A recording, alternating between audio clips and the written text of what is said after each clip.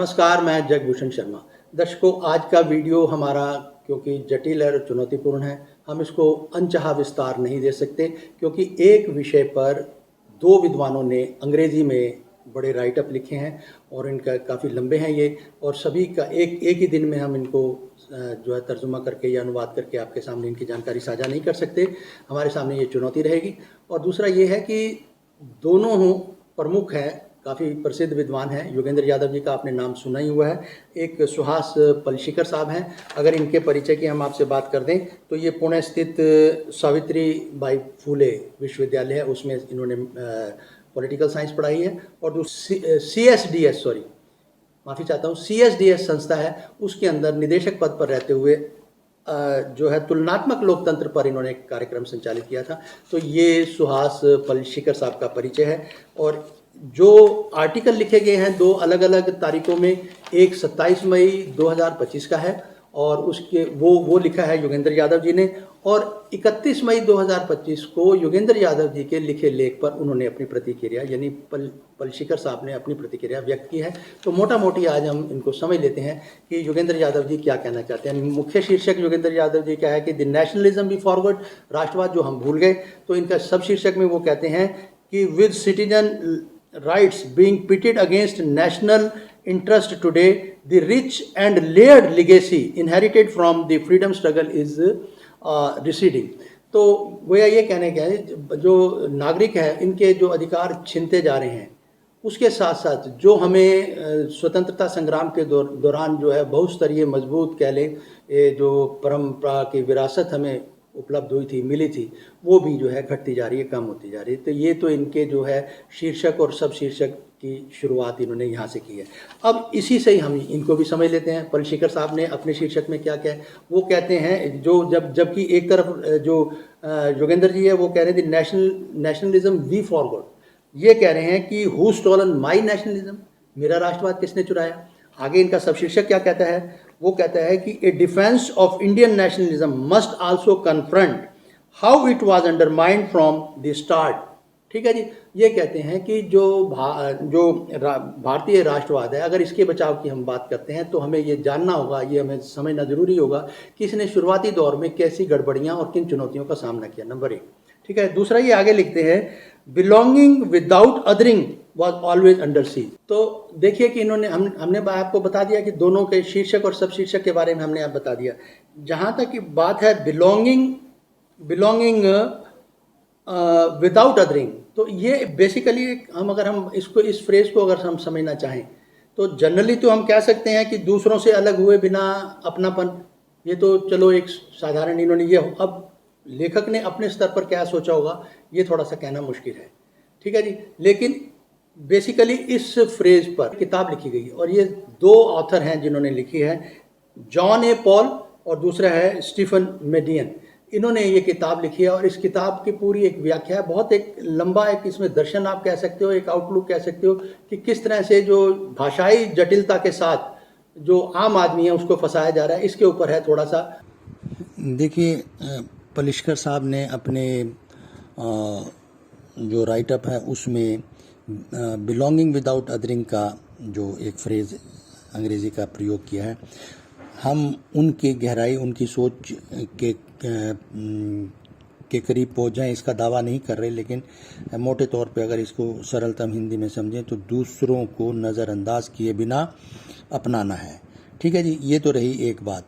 लेकिन ये फ्रेज है, एक टाइटल है किताब का जिसे जॉन पॉवेल और स्टीफन मेडियन ने लिखा है। और ये अमेरिका में जब नस्लवाद चल रहा था गोरे कालों का और दूसरे अन्य रंगों को लेकर, जिसे पार्थाइड कहते हैं, उस वक्त के और आज के जो जिस तरह का भेदभाव किया जाता है उससे लेकर इनका एक लेखकों का, ऑथर्स का एक नज़रिया है, तो उसको बहुत विस्तृत रूप में जो है ये दर्शाता है। तो ये इनका कहना है कि विषैले ध्रुवीकरण के अंधेरे से बाहर निकलकर अधिक समावेशी और सामंजस्यपूर्ण समुदायों के प्रकाश की ओर जाने का मार्ग ये प्रदान करता है। ये जो इनका जो शीर्षक है बिलोंगिंग विदाउट अदरिंग, ये उसके बारे में कह रहे हैं। यह एक प्रेरणादायक आह्वान है और एक व्यवहारिक मार्गदर्शिका भी है। कहना गलत ना होगा कि हम अपने स्वागत को और कितना व्यापक बना सकते हैं और अपने संबंधों को कैसे मजबूत बनाएं। इस सोच पर, इस नज़रिए पर ये आगे ये आधारित है किताब, और इसके ऊपर हम अलग से एक वीडियो बनाएंगे जिसमें कोशिश करेंगे जितनी विस्तृत जानकारी दी जा सके संभवतः वो हम आपसे साझा करेंगे। तो फिलहाल हमने आपसे बात बताया कि दोनों के शीर्षक और सब शीर्षक के बारे में शुरुआत हमने की है। आगे क्या कहते हैं जो योगेंद्र यादव जी हैं, तो योगेंद्र यादव जी अपने लेख में आगे लिखते हैं कि जो नकली राष्ट्रवाद है, ठीक है जी, नकली राष्ट्रवाद जो है ये घर कर रहा है, यानी ये ज़्यादा कृत्रिमता जो है राष्ट्रवाद की ये बढ़ रही है, और जो असली राष्ट्रवाद है उसको नकली राष्ट्रवाद हड़प रहा है। और इसके प्रमाण के बारे में वो कहते हैं कि कृत्रिम राष्ट्रवादिता जिस तरह से नज़र आ रही है, तो इसके प्रमाण को अगर वो कहते हैं, अगर किसी ने समझना है, देखना है, तो वो हाल ही में जो ऑपरेशन सिंदूर हुआ है, पाक भारत के बीच में जो झड़पें हुई हैं या जो जिसे कहते हैं टकराव हुआ है, तो वहाँ से हम समझ सकते हैं। और साथ में एक बात और भी कहते हैं कि ये इन्होंने कहा है कि जिस तरह से एक लीगल स्कैफोल्डिंग पर, यानी कानूनी मचान पर चढ़कर हम एक आखिरी एक व्यवस्था को देख लेते हैं कि संदिग्ध लोगों को पहचानने के, क्योंकि उनका इशारा था जो महमूद अली खान के बारे में कि ये जो संदिग्धता को पहचानने की जो मचान है कानूनी, ये भी उस पर भी थोड़ा सा उन्होंने सवाल उठाए हैं। तो अब दूसरा ये कहते हैं कि राष्ट्रवाद कहता क्या है। अब राष्ट्रवाद, हकीकत राष्ट्रवाद क्या था कि वो ये कहते हैं कि जो भाषाई बहुलता हमारी, क्योंकि हमारा देश बहुधर्मी है, बहुभाषी है, तो इसको समझना, तो ये कहते हैं कि बहुभाषीय जो देश है हमारा, ठीक है, इसको समझना है। तो इसमें भाषाई बहुलता ने क्षेत्र और धर्म की भारतीय पहचान को अनिवार्यता के रूप में पिरोया है, ठीक है जी। मैंने राष्ट्र की एकता को निश्चित ना मानकर, अब निश्चित ना मानकर कहते हैं, फॉर ग्रांटेड कहते हैं, वो कह रहे हैं कि मैंने राष्ट्रीय एकता को फॉर ग्रांटेड नहीं लिया, ठीक है जी। इसकी एक रूपता की, यानी यूनिफॉर्मिटी की मांग के किए बगैर मैंने इस पर काम किया है, ठीक है। अल्पसंख्यकों के हितों की बहुसंख्यकों समुदायों ने वकालत की है। ये एक दौर गुजरा है, उसके बारे में वो बात कर रहे हैं। यानी इसके विपरीत जो पलशिकर साहब है वो क्या कहते हैं, वो ये कहते हैं कि जो भारतीय राष्ट्रवाद की जो योजना का दुस्साहस है, ये अपने आप में बताता है कि इसने शुरुआती दौर से ही बहुत सारी चुनौतियां और गड़बड़ियों का सामना किया है। और दूसरी ये बात है कि इसका जो प्रभावशाली इतिहास है, संभवतः उसके उत्थान और पतन के अलावा इसके समर्थकों की विफलता और इसके चाहने वालों की निष्क्रियता के साथ भरा पड़ा है।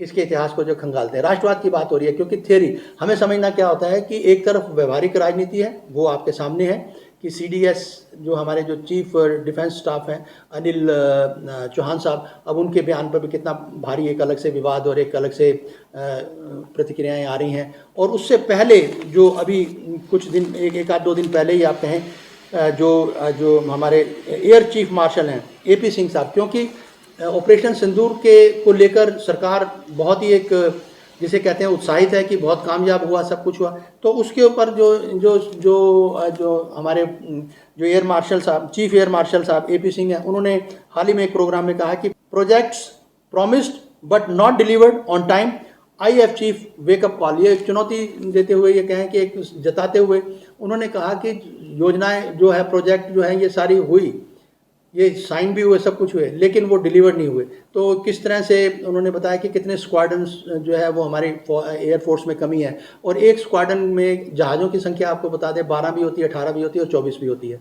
अब कितने स्क्वाड्रन जो है, किस स्क्वाड्रन के किस संख्या को लेकर वो बात कर रहे हैं, ये तो वो जानते हैं। हमने आपको मोटा मोटी बताया है कि कितनी कमियां हमारे एयरफोर्स में ही उन्होंने गिना दी, गोला बारूद की भी गिनाई है। और सीडीएस साहब ने भी उन्होंने कहा कि जहाज़ गिरना महत्वपूर्ण की संख्या महत्वपूर्ण नहीं है, लेकिन जो नुकसान हुआ है वो महत्वपूर्ण है। उस पर हमने कैसे उसको सुधार कर किस तरह से हमने रिएक्ट किया, तो वो उस पर वो भी कितना, उसके ऊपर भी लोग बात कर रहे हैं। खैर, हम अब व्यवहारिकता की बात कर रहे थे कि एक तरफ व्यवहारिकता है, एक तरफ थ्योरी में भी आप वो अलग अलग से वो कह रहे हैं कि जो राष्ट्रवाद है इसको अलग अलग चुनौतियों का सामना करना पड़ा है, और इसके जो समर्थक और जो दूसरे हैं चाहने वाले, उस सारे इसी के बारे में है सारा कुछ।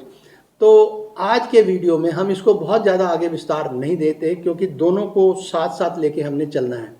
तो उन्होंने शुरुआती दौर में कहा है कि भाई इस तरह से जो इसके वो कहते हैं कि आज से यानी कुल मिला के दोनों के अंतर को अगर समझें तो वो ये कह रहे हैं कि अभी जो हाल ही में ऑपरेशन सिंदूर हुआ है तो वहाँ से आप कृत्रिम राष्ट्रवाद को देख लो, जबकि जो पलशीकर साहब हैं वो ये कहते हैं कि नहीं, शुरुआती दौर से ही इसमें बहुत सारी गड़बड़ियाँ थी और बहुत सारी इसकी चुनौतियों का सामना करना पड़ा।